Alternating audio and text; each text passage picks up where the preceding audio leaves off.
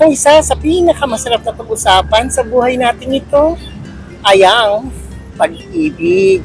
Diba? Kailan ba yung una tayong umibig? Kailan ba tayo yung nandun tayo sa pagmamahalan natin dun sa taong minamahal natin? At kailan ba tayo nagkahiwalay?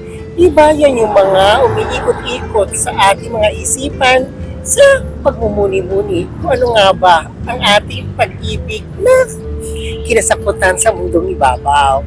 O isang magandang araw sa inyong lahat. Yan ating pag-uusapan dito sa aking My Journal in Motion sa Love Life ni myself and I dito sa aking Alexander YouTube channel. Kaya kung hindi pa kayo subscribe na kayo para parati kayo updated sa aking mga ganap. Sa usampang pag-ibig, di ba? Ang dami-dami nating pwedeng pag-usapan. Parang walang katapusan. At ang sarap-sarap i-share, di ba? Ang sarap-sarap nating i-reminisce, di ba? Lalo na kung hindi mo pa natatagpuan yung the one. Pero syempre, no, napunta ba kayo sa punto ng buhay na noon tinatago nyo pa, noon dumating na pinagtatanggol nyo pa at pinaglalaban, parang against all odds. Pero, nasa na kaya yung mga taong ipinaglaban tayo pero nawala rin sa bandang huli. Sabi nila, baka hindi tayo destiny. Oo, marami tayong katagang pinanghawakan. Pero yung soulmate, may destiny, may true love, may forever, may the one. Kahit ano pa man yan, sa pag-ibig marami tayong pinagdaanan. Kaya ang sarap-sarap balikan. Kung bang nasa na sila ngayon o kasama mo ba siya ngayon, yung tinatawag mong the one. Pero kung ating babalikan, ang dami nating pinagdaanan. Merong secret love, merong tinatawag na puppy love, merong tinatawag na iba, true love, merong tinatawag na yun na nga, forever. Pero kung muni-muniin mo, asan ka ngayon sa kasalukuyang pagmamahalan o yung pag-ibig nga, diba? Mas masarap na nga daw yung umibig at masaktan kesa hindi mo ito naramdaman. Saan nga ba talaga nasusukat ang totoong pag-ibig? Yung kasama mo siya ngayon, pero hindi naman siya yung pinaglaban mo noon. At iniisip mo yung pinaglaban mo noon, pero napipilitan ka lang sa pag-ibig mo sa kasalukuyang kasama mo ngayon. Diba? Napakahiwaga, napakamisteryo ng pag-ibig.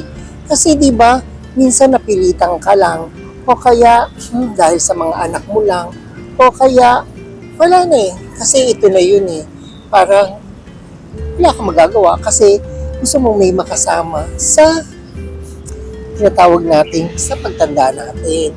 Pero asa na nga ba yung tinatawag nating the one? Kung kasama mo siya ngayon, good for you. Pero kung hinahanap mo pa rin siya sa patago ng iyong pag-iisip, sana na ipaglaban mo siya at kasama mo nga siya ngayon. O nasa na ba siya ngayon? Yung bang tinatawag nating pinaglaban natin pero hindi kayo nagkatuluyan.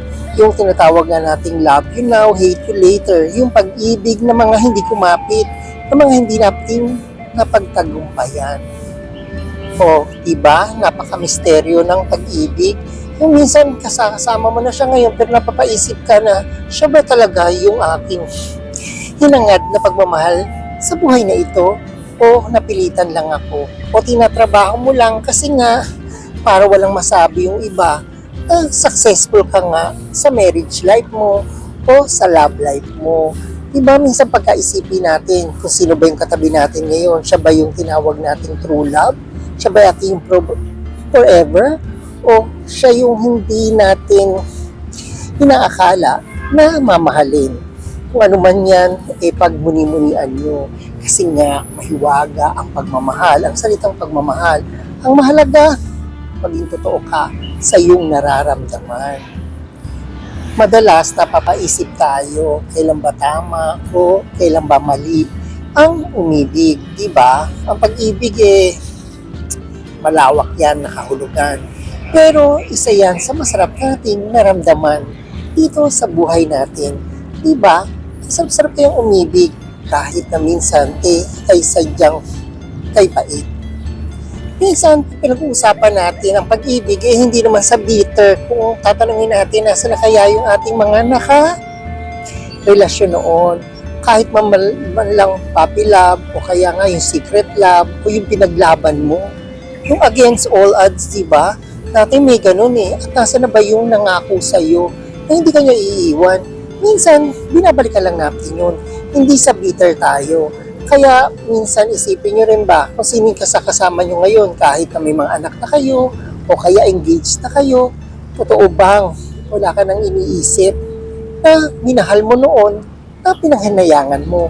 Ang tinatawag nga natin, pinanghinayangan natin. Kasi nga hindi natin na ipaglaban. Minsan na ipaglaban natin pero hindi talaga tayo pinagtagpo ng tadhana. O ikaw na may karelasyon ngayon o meron ka ng pamilya, basta maging totoo sa sarili, huwag ipagkakait ang pagmamahal sa isa't isa. Ibigay natin ang nararapat. Diba? Minsan pagtitiis lang tayo dahil sila lang yung kasama natin ngayon. Pero hindi ko naman sinabing hanapin nyo yung dating nakarelasyon nyo, no?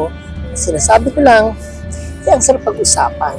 Diba? Ang sarap balik-balikan kung sino yung mga taong gusto nating balikan at gusto nating isipin na bumabalik sa ating isipan. Diba?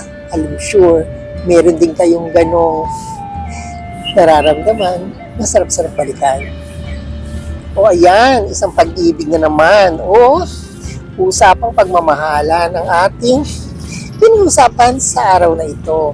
O ayan wala na naman akong yaman sa inyong maibibigay. Pero kahit papaano, meron akong na-share sa inyo para kahit papaano ang buhay natin ay gumanggaang dito sa mundong kay gulo. Pero papagaangin natin dahil nga tayo ay naguhuntahan.